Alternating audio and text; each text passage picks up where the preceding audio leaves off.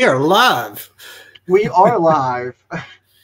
It's the 1.5 Bros and a Cat wrestling show this week. I like that. Maybe we should rebrand as 1.5 Bros Wrestling. Oh, and wrestling a cat? No, wait, that's not right.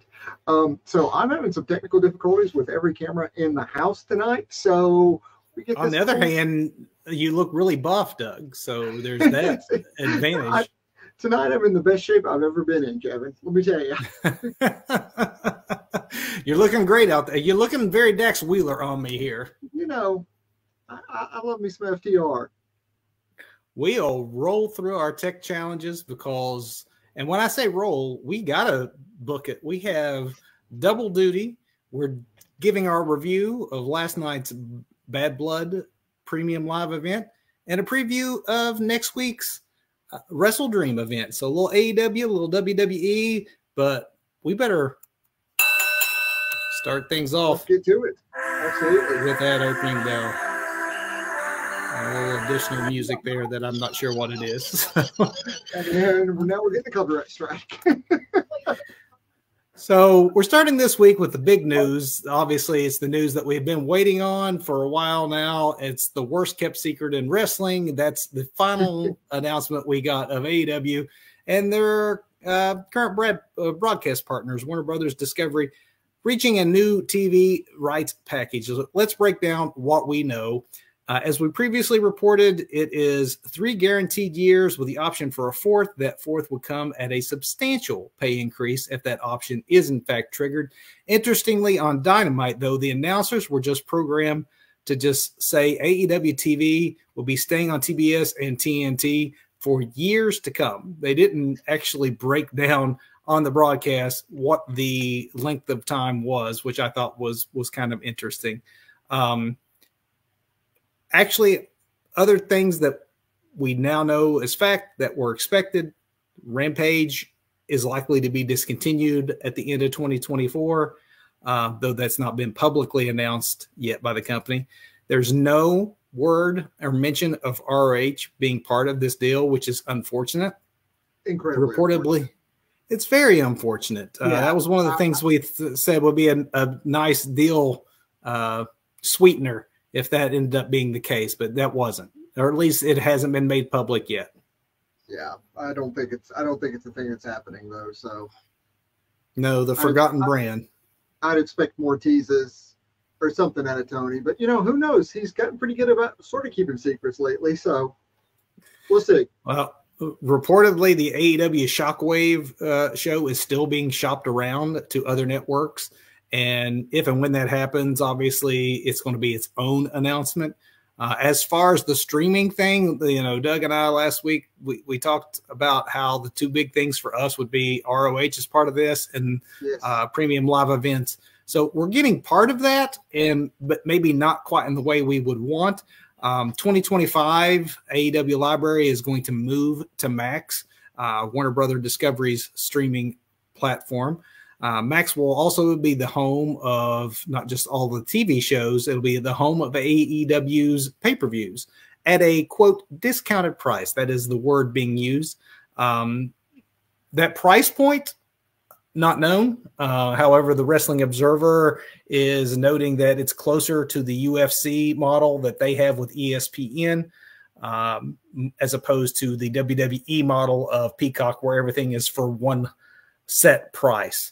That's too bad. It makes it, you know, more expensive for the wrestling fan, but I guess we have to wait to fully judge that one to see what that reduced price point is going to be. It's still a step in the right direction. Maybe not the way we all would want, but better. It is definitely a step in the right direction. Now, I would much rather prefer the Peacock setup, Yeah. but you know, we're getting what we're getting. You know, at least we're not going to pay $50-$60 every month to watch That's right. AEW on that horrible Bleacher Report outlet, which is just terrible to try and get things to stream. Or at least in my experience. As far as the money, as far, you know, AEW and Warner Brothers Discovery, neither one is disclosed what the financial details are. The previously reported figure of $170 million a year is close to what most outlets say this deal likely is for AEW, which is a significant increase and longevity, possibly boosting amount of influx of cash for the still very, very young company. Before we move on from AEW TV, Doug, just a programming note for everyone. Dynamite this week will be on Tuesday at 9 because of the baseball playoffs. That means it will go head-to-head with NXT, which just got fantastic ratings for its first CW show this past week. So that probably doesn't bode extremely well for AEW's move this week on the NXT's normal night. Let me tell you, that NXT on the CW felt like a PLE. The thing was so well done, so well produced, so much talent, and a great jumping on point. I was saying I needed a new 52 or something like that. Well, you know, Triple H and Shawn Michaels heard me and gave me my jumping on point. Yeah, it was.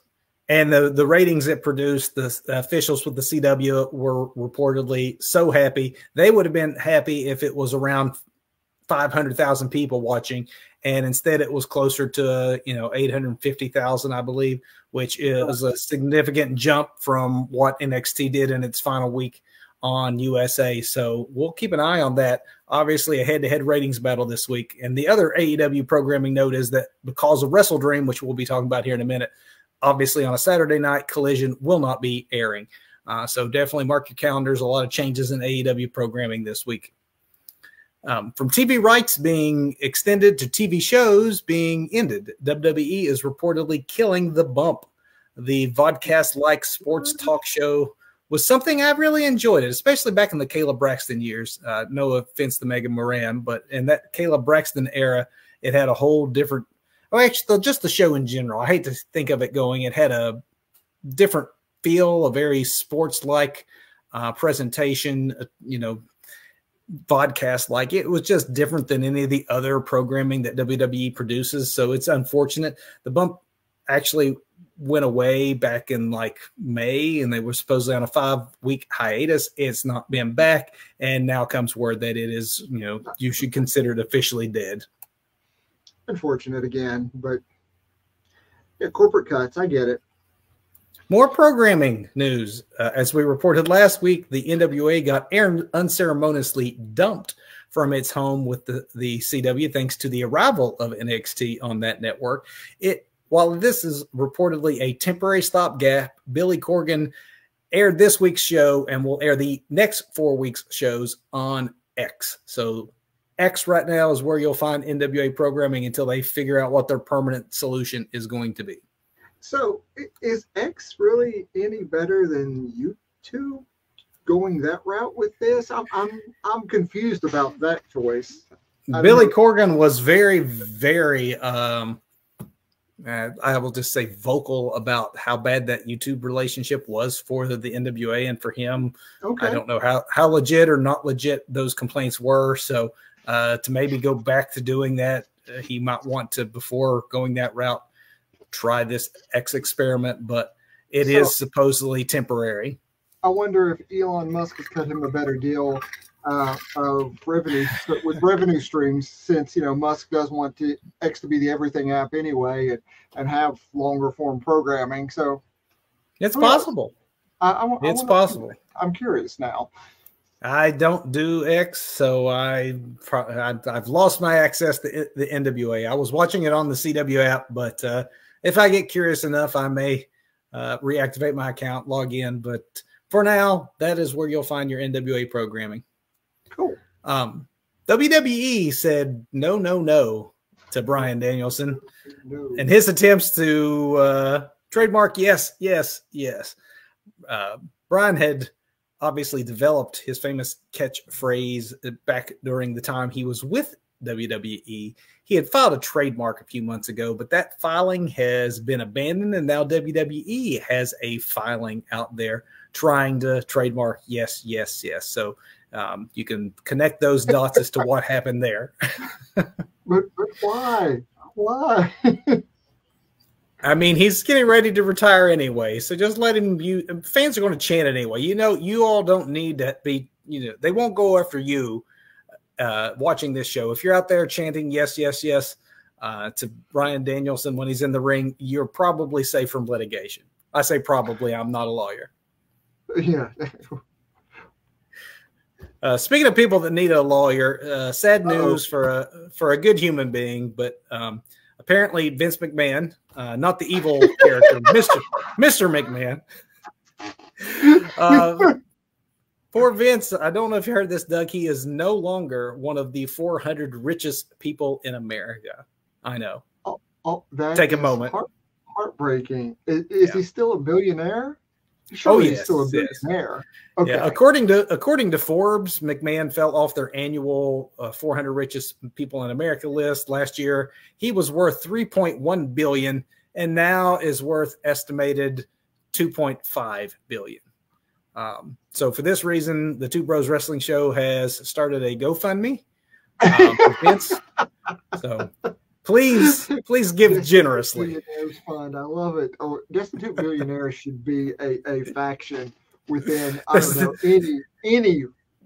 any promotion would be great to have a stable called the Destitute Billionaires. The Destitute Billionaires Club. And wasn't that the old Hulk Hogan faction back in the dying days of WCW? It may very well have been. DiBiase was in that, wasn't he? If not, he should have been. Uh-huh.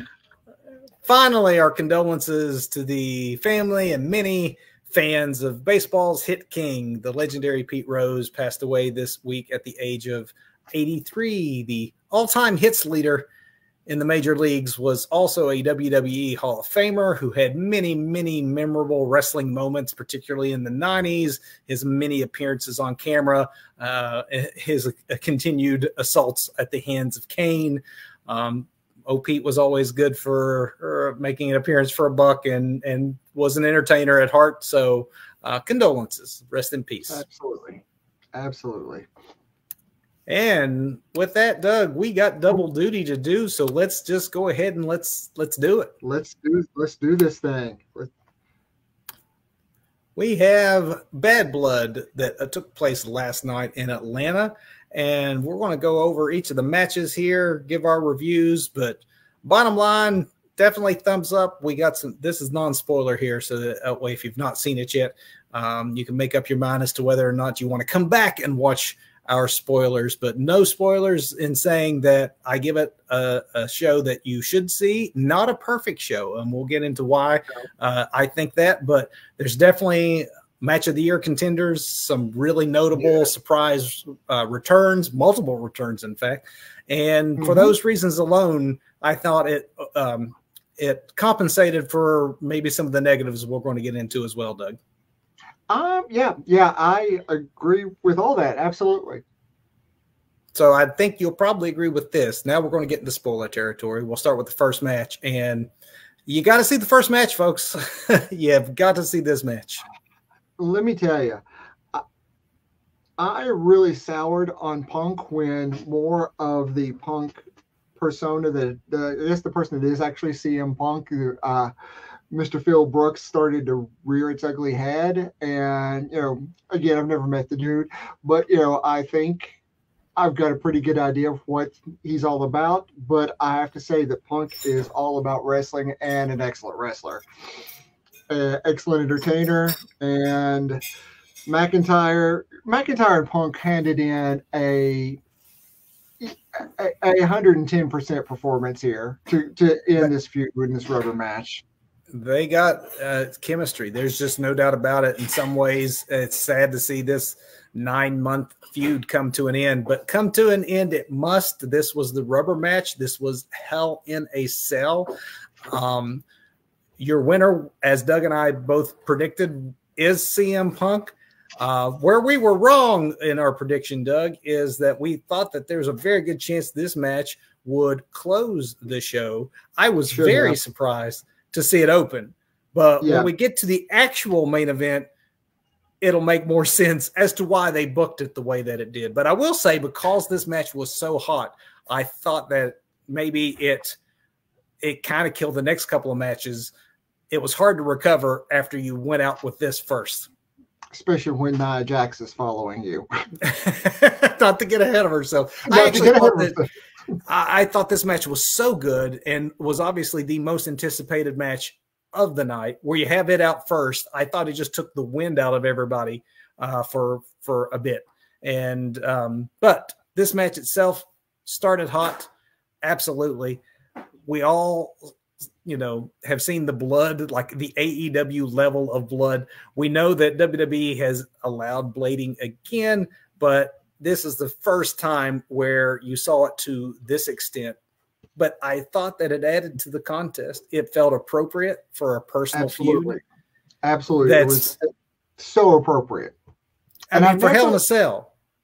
I don't remember, and correct me if I'm wrong here because I often am, but I don't remember ever seeing referee handing competitors towels to wipe the blood off their faces because there's so much of a crimson mask. I don't remember that. I don't know if this is a caught in between the old era and the new, because before, when they were in their no blading years, someone get busted open the hard way, they would often go to a towel or some sort of means to get it to stop. And I was wondering if they thought that it was almost too much blood and they were being produced to or if they were just doing it to add dramatic effect. But it definitely, you're right, it stood out. I had not seen that like that before. But you just kind of got a sense early in this match that they were going to go with an old school Hell in a Cell match as opposed to what Hell in a Cell has been in recent years. And for me, it was that first Drew McIntyre kick to the face when Punk was laying on the stairs. He laid it in so stiff. I'm like, they're just going to bust each other up. And that is exactly what they did. We had blood via wrench on Punk. We had even more visceral amounts of a blade job by Drew after taking a toolbox to the face. Okay, that toolbox to the face. I went back and watched that spot a couple of times. I don't know how it made the sound that it did. I mean, both these guys are clearly incredible entertainers, but Drew has no hand up. Both his hands are around the ropes when that comes up and hits him right in the face, dude. I mean, right in the face, man. I mean, there's so much blood after that. I'm like, are they using like prop blood here? This is what's going? But no, Drew just keeps bleeding and bleeding and bleeding and bleeding. And that's when the towels came out. They didn't actually do that with Punk earlier, who was bleeding, but not that profusely. So I almost wonder if they thought, okay, we want we're allowing blading in select moments again, but maybe that was more than that they were bargaining for. I don't know. But we had a few false finishes. There was that GTS that sent Drew to the outside. And at that point, this match started getting the very well-deserved "this is awesome" chance. Yes. I thought I was seeing spot of the match, Doug, when that suplex that Drew gave from the top of the cage through the table position on the outside of the ring. But then they kept one-upping themselves. There was that white noise on the stairs that was, created a believable near fall. Had the great Michael Cole call of Punk is alive after the kick out, as if, in fact, he could have passed away in that moment. And then came what to me was the actual spot of the match, and that was the missed road kick that Drew tried to deliver, and when it didn't hit, he just came. Gravity took him down back first on those stairs in the ring. I know that hurt me so many times. And I love how these guys just kept selling. I mean, this was a very old school match. The way these dudes were actually selling throughout the match, how they were exhausted, especially Drew when he can't even pick up the steel stairs and toss it in the ring. He's just so weak, keeps falling, and then eventually just pushes it in. Just chef's kiss, just beautiful, beautiful work by both these guys. That missed stairs spot led to the final GTS, which was the GTS with all the beads. So you got to bring the storyline back. All the beads in Drew's mouth. Best Hell in Cell in ages. like you talk about the beads, you know, when McIntyre brings out that old the big bag of, oh, what is it? Is it tax? Is it glass? What is it? No, it's a bunch of the friendship, It's a bunch friendship beads. And then at that point you realize, and then when Drew loses, it's like Drew was once again his own worst enemy in all this. And I mean, regardless of who you were rooting for to come out ahead in the rubber match, we all won in that one. That was an amazing way to start the show. But yes, it was only the start of the show, not the main event as it should have rightfully been. But no one's going to follow that. So I almost feel sorry for Nia Jax and Bayley for the women's championship this next match. It was an unenviable task of following a classic. But honestly, the problem with opening with a match was that hot is that no matter what match you put in this spot, it was going to just be the popcorn match. You're so right, because, you know, I think this should have been the main event. I understand why it wasn't. Doesn't mean I have to like it, but I understand why it was that when we get to what the actual main event was, and it's obvious why it was the main event. But yeah, these two, the first match and the last match had to be in this order, or it just had to be this way, even though I disagree with it. It had to be this way. As for the Nia Jax and Bayley match, Nia Jax won as we fully anticipated. There were actually things to like about the match, including Jax just trying to broaden her repertoire, which I commend. But unfortunately, a lot of those moves were just very clunky and poorly executed. Very clunky, poorly executed. You know, Tiffany Stratton and Bayley were the good things about this match. It was an impressive attempt for someone of Nia Jax's size to try a Hurricanrana. And it wasn't a total botch, but it just didn't look great. And it's not great when the announcers have to say it was, quote, almost a Hurricanrana.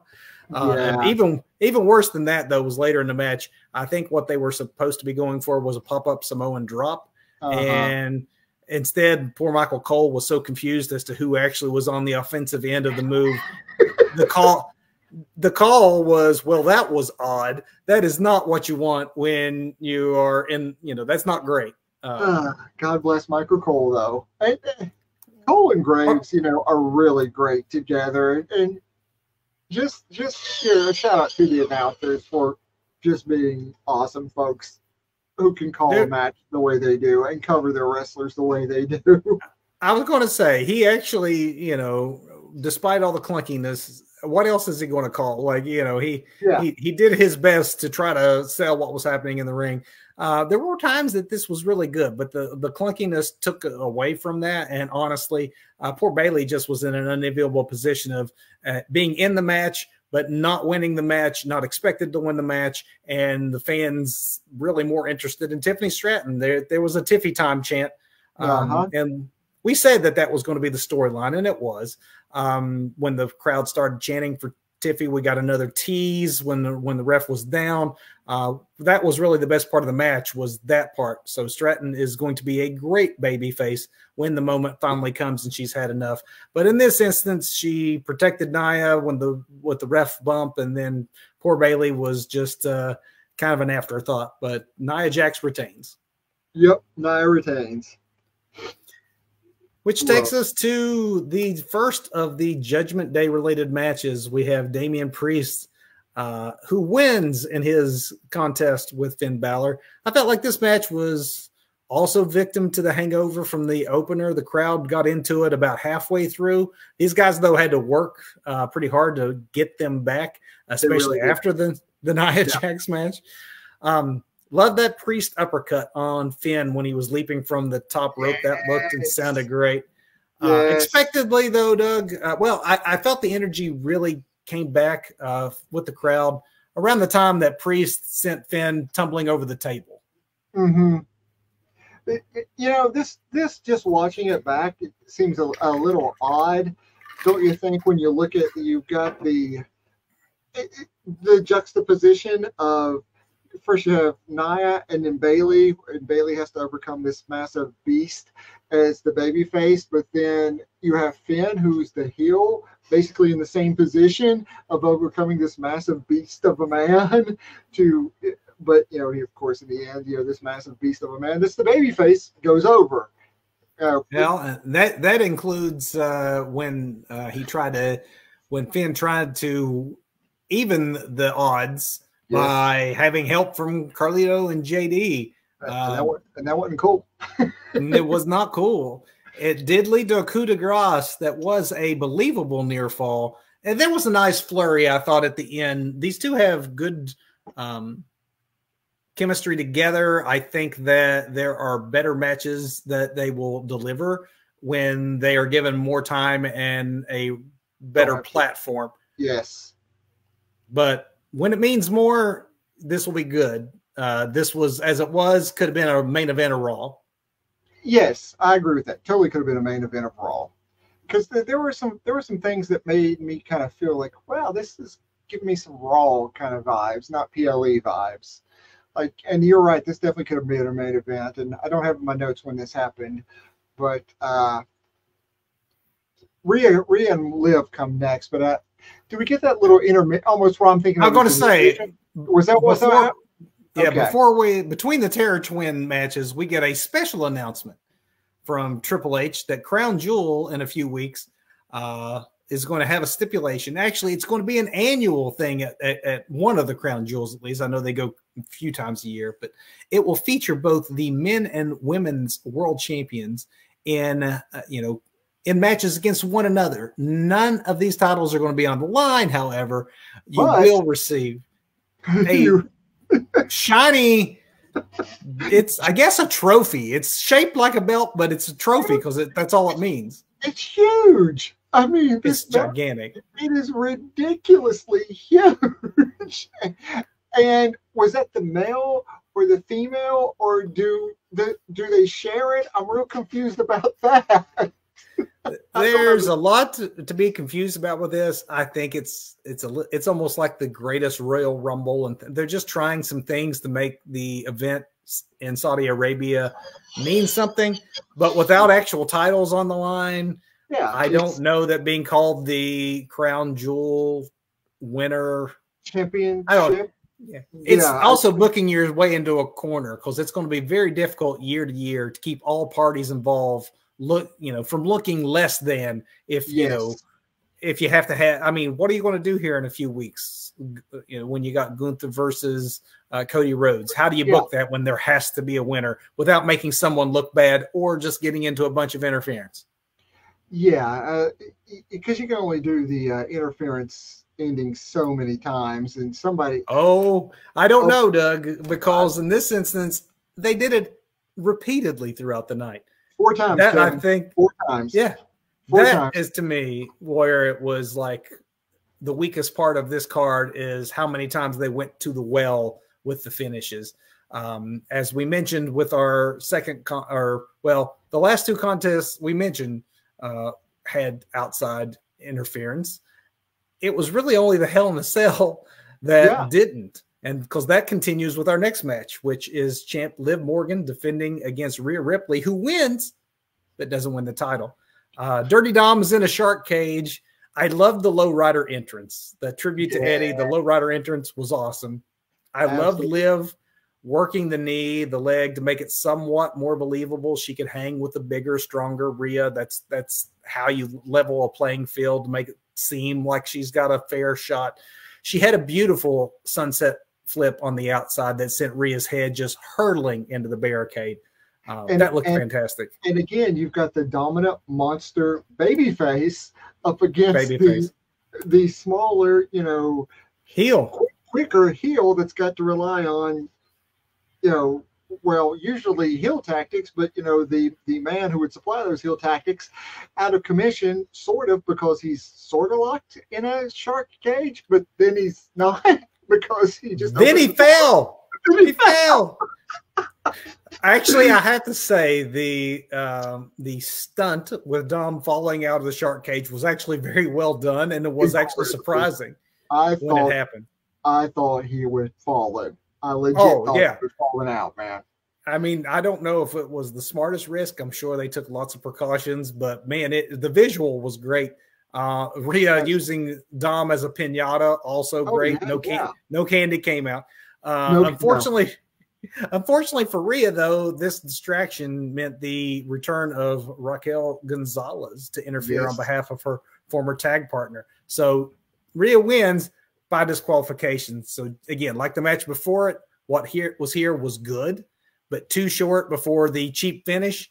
A lot of interference again in the show. I can sparingly, you can have it. You want to, live your champion. You want to bring back Raquel Rodriguez. This would have been the match where I could say that this was a good DQ finish if they hadn't have done it with interference all up and down the card. You should have saved it for this one because, I think it's good. Liv remains champ. And now Rhea has something else to go do for a little while to go take care of Raquel. I thought that was a nice way of handling it without having to have Rhea lose. Yep. But again, you just did this same finish similar finishes way too many times the rest of the show. Way too many times. And then, of course, after this, next up, we have a bloodline match. Bloodline matches never have interference. Let's get to the on-paper main event. And that was the Bloodline, Samoan edition, the non-Tongan subsidiary of the Bloodline. Taking on the odd couple in Cody Rhodes and Roman Reigns, who was returning for the first time since WrestleMania. Doug, the opening strategy of this contest for the faces was trying to wear down the Bloodline by forcing them to stand through 2 WrestleMania-style entrances.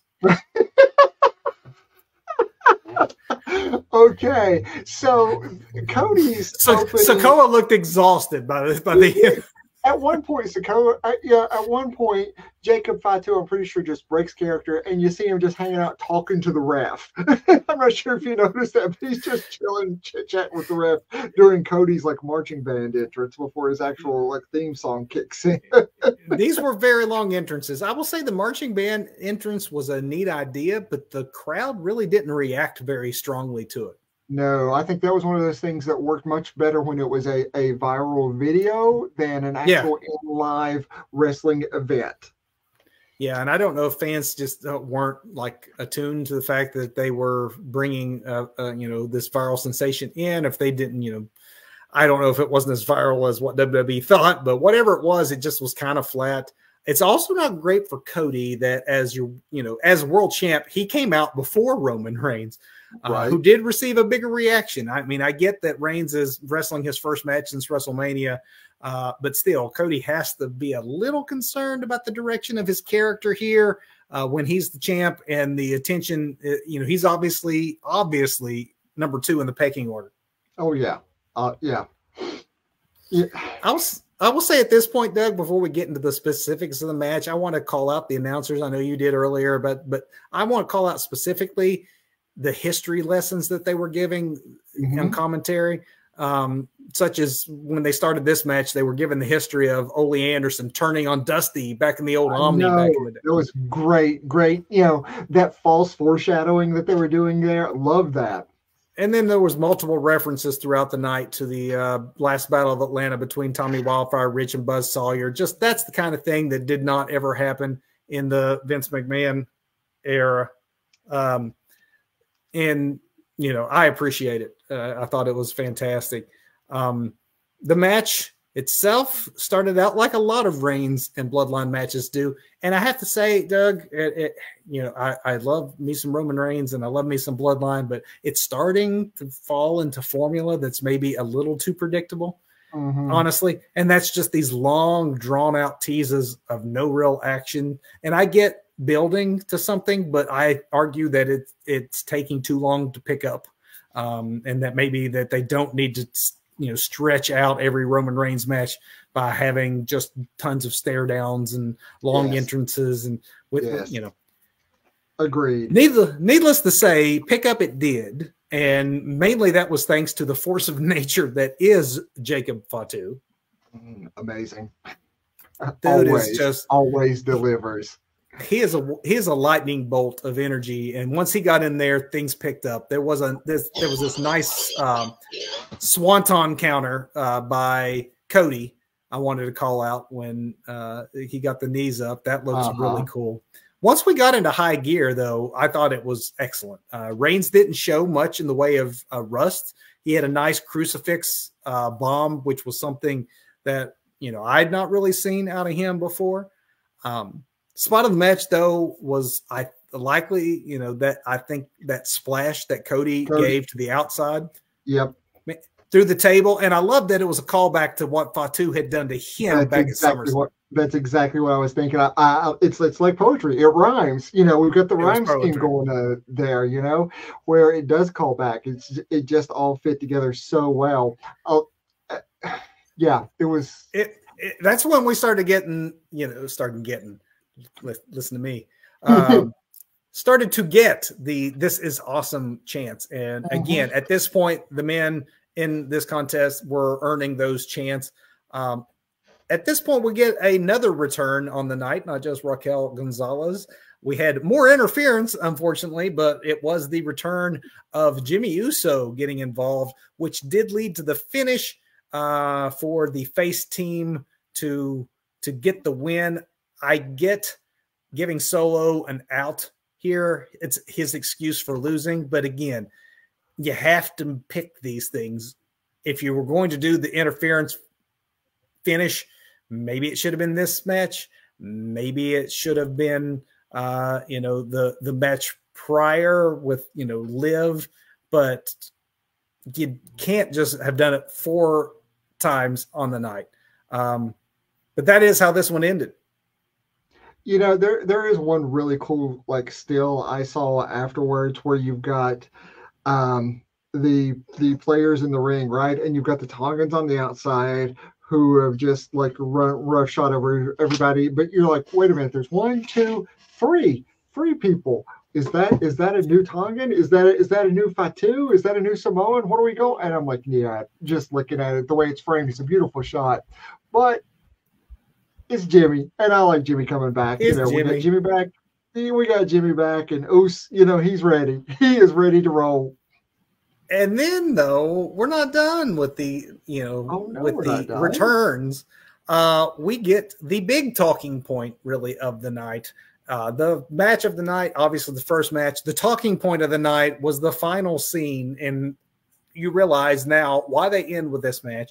The match itself was fine. But it definitely was just a precursor to what this was really about. The return of The Rock coming out and being very cryptic about whatever his intentions are. This isn't a major pay-per-view. This isn't Mania or SummerSlam or Royal Rumble.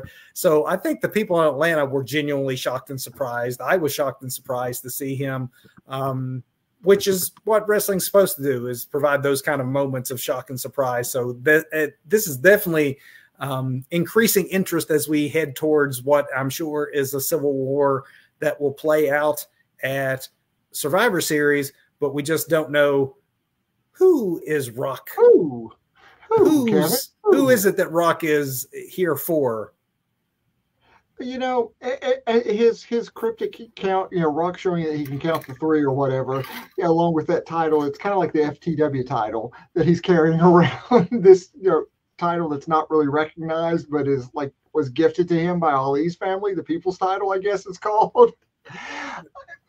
I'm not sure There's a couple ways he could go with it. I'm the champ here. I am the tribal chief. I'm the rightful. You lost your spot. I want you to know.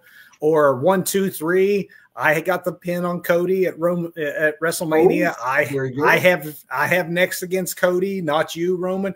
There's multiple ways they could go. They have definitely sparked the intrigue. So let's see where it goes from here. But an entertaining pay-per-view, even with its flaws, even with its over-reliance on outside interference, the Hell in a Cell match alone makes it worth it. The Rock return is noteworthy enough that you definitely should check it out. Absolutely. But, the night did not end there, Kevin. We had a heel turn not broadcast when Kevin Owens attacks Cody Rhodes behind the scenes, and we get the the fan footage of it. And I was watching it was either Wrestle Talk or Cultaholic earlier today, and they were talking about this. Apparently, there is what WWE is considering a negative reaction to heel turns now, because when people turn heel, the live audience just cheers. Yeah.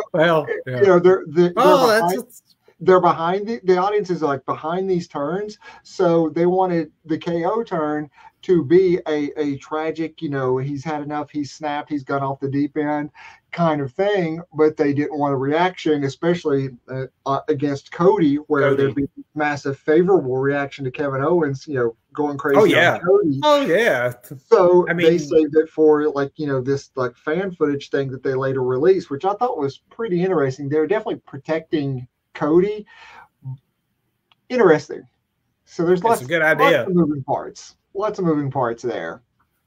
That is Bad Blood. That is the WWE Premium Live event. Yep. We're going to switch now quickly to the 8 matches we got currently scheduled for Saturday's WrestleDream event from AEW. It's Tony Khan, so with a couple more broadcasts, that 8 matches will bloom to 10, 12, 13. 18, 20. So let's run these down as quick as we can, Doug, because this first one is going to maybe not be on a lot of people's radar, and that's because a lot of people don't watch Ring of Honor. As we mentioned at the top of the show, it is the forgotten promotion right now. Yeah. But we have a couple of ROH matches on the AEW show, beginning with a singles match for the ROH World TV Championship. Atlantis Jr., who I'm only vaguely familiar with from a few appearances on AEW, versus Brian Cage. I would think that Brian Cage could legitimately, kill most men with his bare hands, but I'm just going to say that this Atlantis Jr. is very good and is going to retain. So I'm going to go just to be devil's advocate. I'm going to go with the Swolverine and say Brian Cage takes this one. All righty then. I don't know. I don't know if this one matters one way or the other, and I hate saying that because it's a title match on a pay-per-view. But this is why it's why ROH needs a TV product that everyone can access. This next one at least features some veterans that are so well known that you don't have to be familiar with the storyline to know the 2 men involved. A world champion for ROH, Mark Briscoe, taking on the Learning Tree, Chris Jericho with Big Bill and Brian Keith. We got a little bit of this on AEW television as far as this feud building. Didn't necessarily like the way that they did it, and I'll get into that later on. But Chris Jericho just doesn't win anymore, so I don't know why he would win here. So, I wasn't really thinking about this till you started talking about it, because we're like, does this really matter? Maybe it does matter, Kevin. Maybe if you put the ROH World Championship on a veteran and at least wrestling household name like Chris Jericho, maybe that gets some more interest in ROH. Kind of like putting the initial AEW World Championship on Jericho to kind of like launch the promotion and launch things back in the day. All 5 years ago of it, but maybe that's what Tony Khan is going to do here. So again, I'm going to go with I'm going to go with the odd one and say Jericho. And Jericho is a former ROH World Champion. Let's see if they go back to that well. We got 2 disagreements, 2 matches, 2 disagreements. This next match, I think we'll probably agree upon, even if we maybe think differently about who should win, and that is Darby Allin versus Brody King. I do love Brody King, but AEW and Tony Khan love them some Darby Allin more than I like Darby Allin. I know that Doug is a Darby Allin fan, but I do think that Darby Allin walks away here. Yeah, man, I really dig Brody. But didn't Brody hang Darby Allin and almost kill him? Of course, everybody who wrestles Darby almost kills him. So well, yeah, that's true. But he did. That's right. Yeah, wasn't that fairly recently? Maybe it was just a few months ago when he hung him from the top of the cage, and he hung there for hours. Felt like. Yeah, but you're right. AEW does love them some Darby, and Darby will go over here. Darby's a pillar. They made that known, so Darby's going to get the benefit of the doubt on this one. We have no longer Jungle Jack Perry We got the scapegoat, the champion, the TNT champion, defending that championship against Katsuyori Shibata, who I love, but has never really been featured on AEW as the big deal that he was in New Japan. He's a side character who tends to job Jack Perry's money and needs to continue his ascent up the card, and he only does that by retaining here. Agreed. Jungle Jack, I'm sorry. Scapegoat, Jack Perry. He's on a roll right now. Shibata is just being fed to Jack to, add another name to Jack's list right now. Agreed. Well, now we've had a string of agreements. Let's see what we think about this next one, because we have a three-way match for the AEW International Championship, where champion Will Ospreay is defending against the recently signed Ricochet and Konosuke Takeshita. This is going to be fantastic, and Will Ospreay is going to retain. See, I'm thinking it's Konosuke's time. Man, I would love it. It's just I know that Tony doesn't care to play hot potato, but Will Ospreay won the title, lost the title, won the title back in a month and a half ago. I mean, I'm not saying he wouldn't move it again, because again, it's Tony Khan, but I'd like to see it stay on Ospreay. But if it went to Konosuke, I mean, that dude is fantastic. I do think that we need a rematch of Ospreay Ricochet. So I'm feeling like Ospreay wins and somehow Takeshita takes the fall. And so nothing is settled between the two men that wrestled a great opener on the anniversary show this past week. So I think that Ospreay retains, and then we get a singles match with Ospreay and Ricochet down the road. That is a great way to book it, but I'm thinking there's some, Don Callis family issues, and Konosuke comes out on top with it, and maybe we see Ospreay and Ricochet in the tag team. How awesome would that be? I'm just fantasy booking. I'm fantasy booking right now, though. Fantasy booking right there.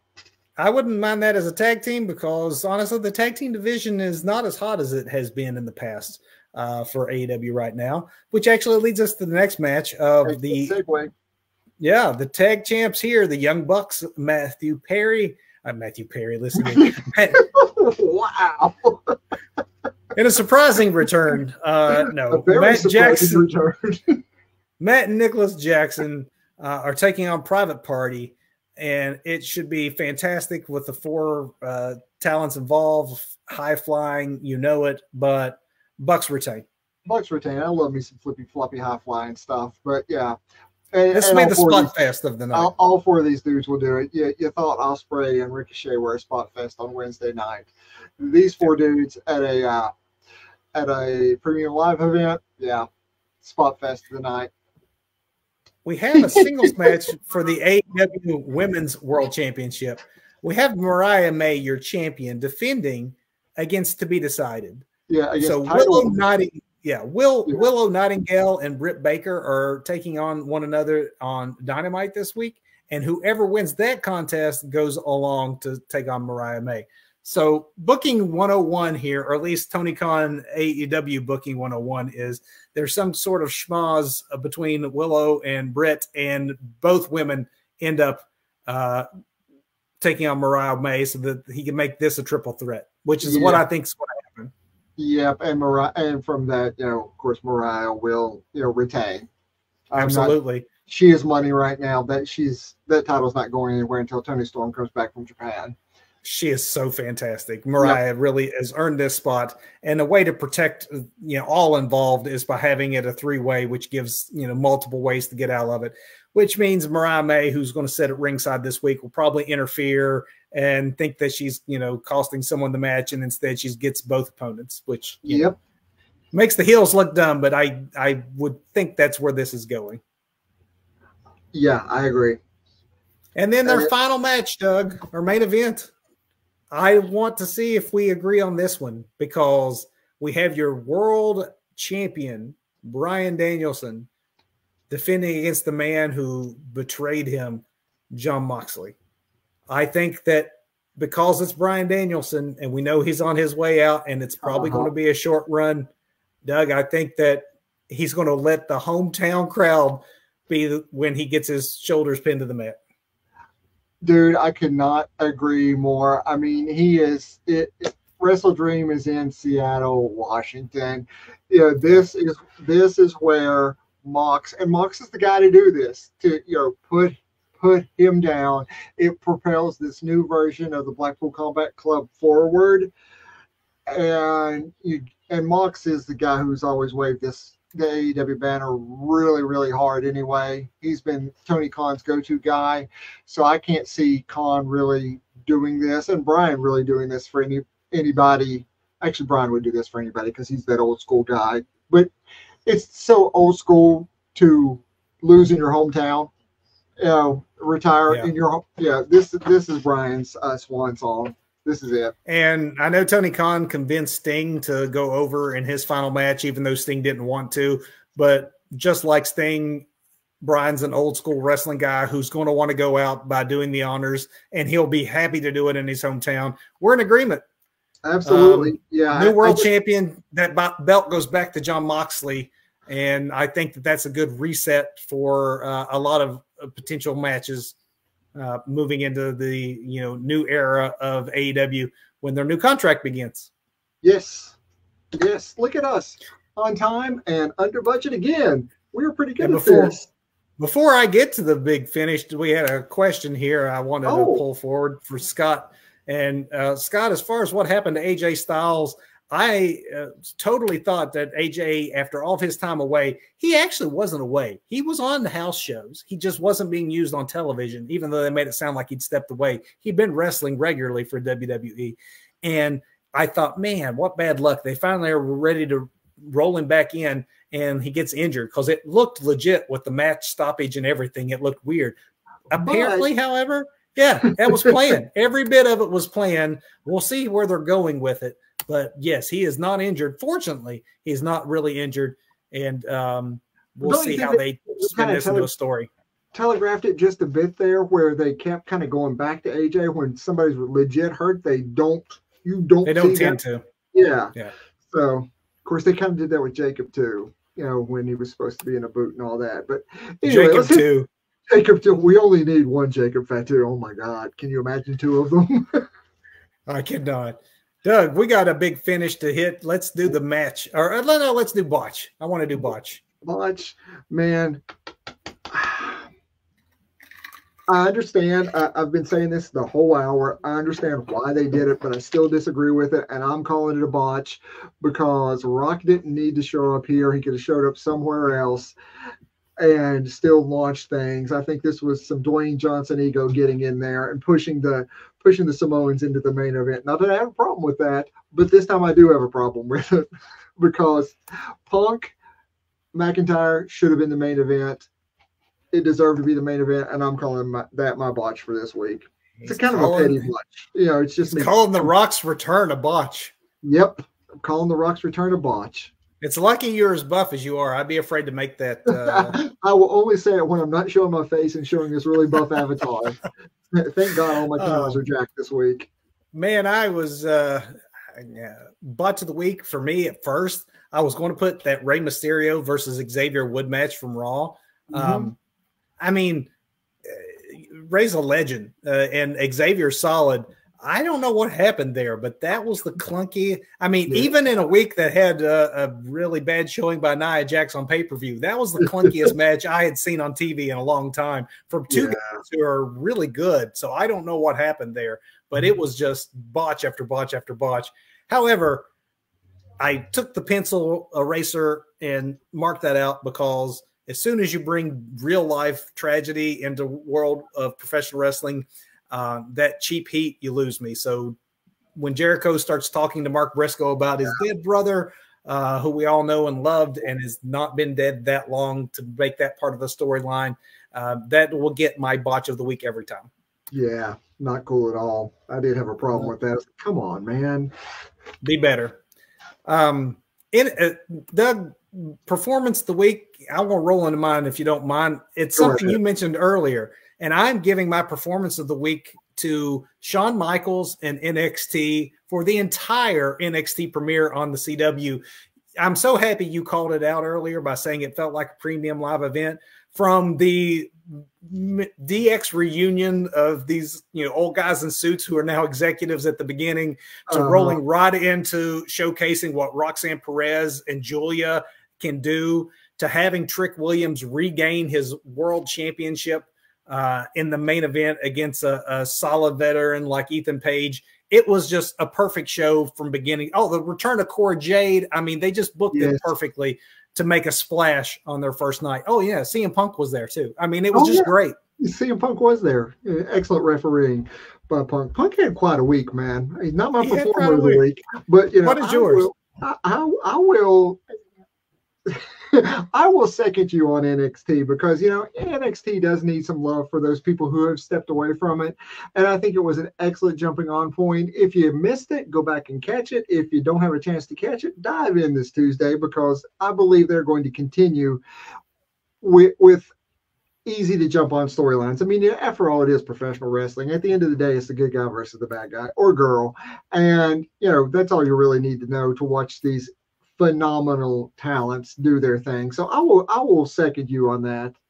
Man, I'm so happy. You've made me happy just to know that you jumped back in. I've been preaching for a while, but it was a great place to start, and I'm glad you did. And I'm glad you're seconding me because I think I'm about to second you. I'll let you go since I went first. Tell me the match of the week, and I will tell you why I agree with you.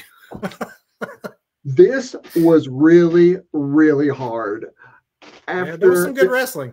After I had my match of the week on Wednesday, and then on Saturday I started to question my match of the week. Yep. And really right now you could flip a coin for this, but I love me some flippy floppy high flyers, and I'm just gonna say it. Ricochet and Will Ospreay were awesome, but they were not as awesome as that Hell in a Cell match. I will give you the same, I will agree with you not once but twice here because I too was torn. That match was amazing, but it also was something that had no true story and build that the 9 months of momentum that Drew and Punk had. This was just a more consequential match on a pay-per-view, the blow off to a long 9-month bitter feud, the return of blood and violence. It had everything that you could want from a Hell in a Cell match, and that adult style of wrestling that so many of us had missed during the more cartoony PG era that at times. Hell in a Cell, they should have just abandoned Hell in a Cell when they didn't any longer allow for extreme violence. And again, I'm not one up here saying that everything needs to be, Swerve Strickland and Hangman Page drinking one another's blood. AEW goes to the well too often. WWE would have these TLC matches and things that were not believable because they had toned down violence. This was not toned down violence. This was two men clobbering one another in a believable fashion, and it is match of the week. Yes, match of the week. I like how you use clobber in there. Well done, friend. Well done. It was match of the year candidate, and definitely the best Hell in a Cell, the most memorable Hell in a Cell in years, just years. They salvaged the concept, really. Absolutely. So kudos to both men. Kudos to everyone. Nobody had to fall off a cage to get it done either. No, they all told the story in the ring with the implements at hand and using the stipulations, the cage, everything about Hell in a Cell so well in a believable fashion as if they really, truly hated one another. Fantastic work by both men. Doug and I are in agreement. It is match of the week. With that, Doug, we have previewed, we have reviewed, we have got us in under an hour. And with that, I guess I should just say for myself, Kevin, you see our upcoming schedule. Doug's got you next week with a WrestleDream review. We got angry little dude that you see right here right now talking, but I got you. It'll be some little something talking if I had to guess. This is what happens when I leave Doug at play. But you leave me alone and me and my AI go wild. For myself, Doug, Cash Wheeler, Paul Van Arsdale, my cat, who has made an appearance. It's been quite a show, a little bit of everything, but we appreciate you sticking with us. Thanks, everybody. Now go watch some wrestling. Good night. Good night.